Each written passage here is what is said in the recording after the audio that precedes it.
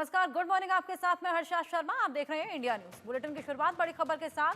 बांग्लादेश में हिंदुओं पर अत्याचार जारी है। हिंदू प्रिंसिपल के साथ बीएनपी कार्यकर्ताओं ने मारपीट की है। कार्यवाहक प्रिंसिपल क्रांतिलाल आचार्य के साथ ही मारपीट हुई है।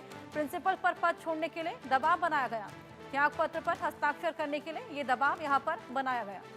लगातार बांग्लादेश में कानून व्यवस्था चरमराई हुई है। हिंदुओं पर लगातार अत्याचार देखने को मिल रहा है। साथ ही जिस तरीके से शेख हसीना की पार्टी के तमाम नेता जिनके घर में तोड़फोड़ की गई, अब इसके बाद बीएनपी कार्यकर्ता हैं जो कि हिंदू प्रिंसिपल पर दबाव बनाते हुए नजर आए, अपने पद को छोड़ने का और हिंसा करते हुए भी नजर आए थे।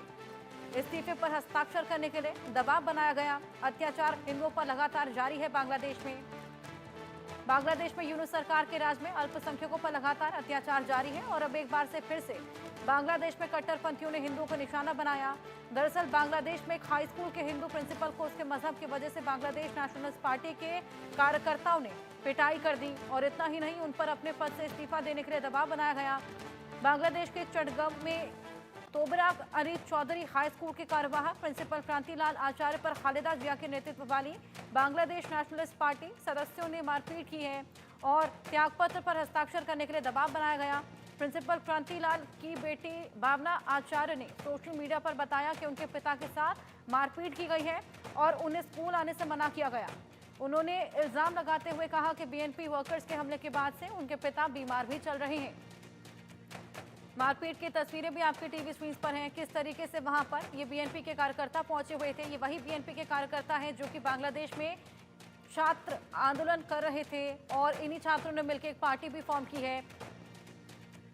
ये छात्र जिस तरीके से यहाँ पर हिंसक प्रदर्शन करते हुए नजर आ रहे हैं, ऐसे में ये अपने आप में एक बेहद बड़ा सवाल खड़ा होता है कि ये आगे चल के बांग्लादेश आखिर संभालेगी कैसे। बांग्लादेश में खतरे में है हिंदू। लगातार बांग्लादेश में हिंदुओं पर अत्याचार जारी है। बांग्लादेश में हिंदू प्रिंसिपल की पिटाई की गई। हिंदू प्रिंसिपल के साथ बीएनपी कार्यकर्ताओं ने ये मारपीट की, जिसकी तस्वीरें भी हमने आपको दिखाई। कार्यवाहक प्रिंसिपल कांतिलाल आचार्य के साथ ये मारपीट की गई है।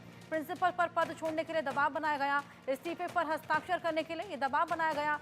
हाई स्कूल के प्रिंसिपल हैं जिनको हिंदू होने की वजह से ये मारपीट झेलनी पड़ी। प्रिंसिपल की बेटी ने सोशल मीडिया के जरिए ये खुलासा किया है। बीएनपी कार्यकर्ताओं के हमले के बाद से प्रिंसिपल बेहद बीमार भी चल रहे हैं। जिस तरीके से लगातार वहां पर हिंदू माइनॉरिटीज को निशाना बनाया जा रहा है, लगातार उन पर अटैक किया जा रहा है। तमाम सवाल वहां पर कानून प्रशासन पर अब खड़े होने लगे हैं। कानून व्यवस्था वहां पर बिल्कुल चरमराई हुई है। लगातार हिंदुओं पर हमले हो रहे हैं। उसके बावजूद यूनूस सरकार बिल्कुल यहां पर कोई भी काम करती हुई नजर नहीं आ रही। रेनिक हमारे सहयोगी हमारे साथ फोन लाइन पर जुड़ गए हैं, उनसे और जानकारी लेंगे। रेनिक, सबसे बड़ा सवाल यहाँ पर यही खड़ा होता है, जिस तरीके से लगातार हिंदुओं पर यह अत्याचार हो रहा है, आखिर इस पे लगाम कब लगेगी, कब यूनूस सरकार जागेगी, कानून व्यवस्था जो लगातार चरमराई हुई है उसको लेकर दुरुस्त नजर आएगी। और दूसरी चीज ये बीएनपी कार्यकर्ता हैं जो कि लगातार हमले कर रहे हैं और एक तरफ इन्होंने जो पार्टी फॉर्म की है बांग्लादेश को आगे चल के चलाने के लिए, क्या इस तरीके से चलाएंगे बांग्लादेश को? देखिए, ये सवाल पिछले 6-7 महीने से ही लगातार लोगों के मन में है कि बांग्लादेश में हिंदुओं के ऊपर जो अत्याचार लगातार हो रहा है इसका अंत कब होगा। क्योंकि जिस तरीके से एक प्रिंसिपल को स्टूडेंट के तरफ से प्रेशराइज किया गया, उसके ऊपर हमला किया गया, उसको अत्याचार किया गया, ये तस्वीर बांग्लादेश का तस्वीर नहीं है।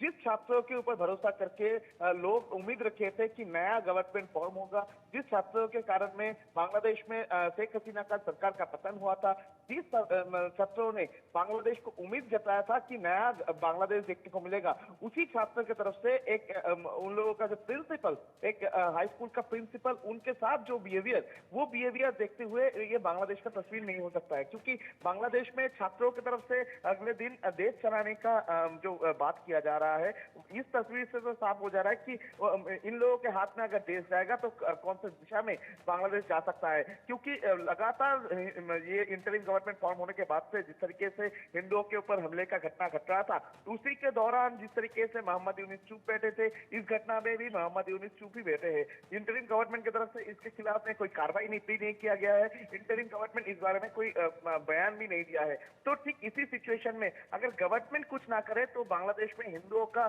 जो स्थिति वो किस तरीके से सुरक्षित रहेगा, उसके ऊपर ही सवाल आता है। और दूसरी तरफ अगर देखा जाए तो बीएनपी के जो छात्र नेता है है, उनके तरफ से जिस तरीके का हमले का घटना लगातार किया जा रहा है, तो इसमें तो एक बात साफ हो चुका है कि बांग्लादेश में डेमोक्रेट बोल के कुछ चीज नहीं रहा है। बांग्लादेश में एक आइन होना चाहिए, बांग्लादेश को चलाने के लिए गवर्नमेंट जो है वो मजबूत होना चाहिए। इस तरीके का बयान जो है वो बांग्लादेश का जो नागरिक उनके तरफ से दिया जा रहा है। बांग्लादेश का नागरिक का जो उम्मीद था कि नया गवर्नमेंट आएगा तो बांग्लादेश में शांति बरकरार रहेगा, और उसी जगह बिल्कुल जेनिक, लेकिन ये भी तो साफ नहीं हो पा रहा ना कि नया गवर्नमेंट कब आएगा, क्योंकि लगातार जो चुनाव है उनको भी यहाँ पर लगातार टाला जा रहा है। ऐसे में आम जनता यहाँ पर बेहद परेशान, खास तौर पर हिंदू जिन पर लगातार अत्याचार हो रहा है। अब देखना होगा आगे क्या होता है। बहुत शुक्रिया तमाम जानकारियां साझा करने के लिए। बांग्लादेश जहां पर यूनुस सरकार के लगातार फेलियर्स नजर आ रहे हैं, हिंदू जिनको लगातार वहां पर निशाना बनाया जा रहा है। हिंदू प्रिंसिपल थे जिनके साथ बीएनपी के कार्यकर्ता जिन्होंने मारपीट की। बीएनपी वही पार्टी है जो कि छात्रों ने मिलकर बनाई है, जो कि चुनाव लड़ने का भी ऐलान कर चुके हैं। ऐसे में जिस तरीके से लगातार ये हिंसक प्रदर्शन करते हुए नजर आए हैं, लगातार हिंसा उन्होंने की है। इससे पहले भी हमने देखा शेख हसीना की पार्टी के तमाम नेता जिनके घर में जाकर तोड़फोड़ कर रहे थे। क्या ये लायक हैं इस तरीके से बांग्लादेश को चलाने के लिए?